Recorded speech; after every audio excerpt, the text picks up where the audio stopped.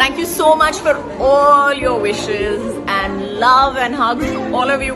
ভাইরে ভাই, এজন্যই হয়তো বলে শাকিব খান মানেই নাম্বার 1 সুপারস্টার। কেননা ভারতীয় সাংবাদিকদের সামনে বলিউডের সবচেয়ে জনপ্রিয় এবং লেজেন্ডারি অভিনেত্রী কাজল দেবগন শাকিব খানকে নিয়ে এমন প্রশংসা করলো যেটা শুনলে আপনি নিজের কানকে বিশ্বাস করতে পারবেন না।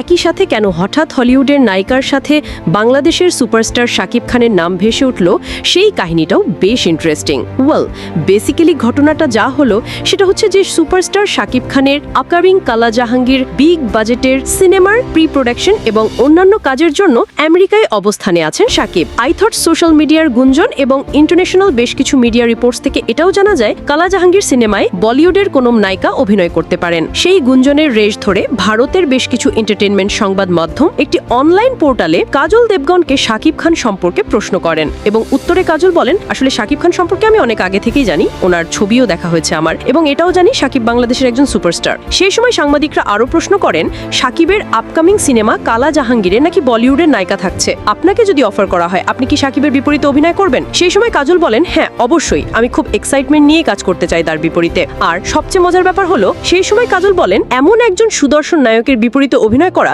যে কোনো নায়িকাই স্বপ্নের ব্যাপার। এবং কাজলের এই ইন্টারভিউ প্রকাশ পাওয়ার পর সামাজিক যোগাযোগ মাধ্যমে ঝড়ের বেগে ভাইরাল হচ্ছে। পাবলিক মজা নিচ্ছে আর বলছে শেষমেশ বাংলা ফিল্ম নিয়ে কাজলের এই মন্তব্য।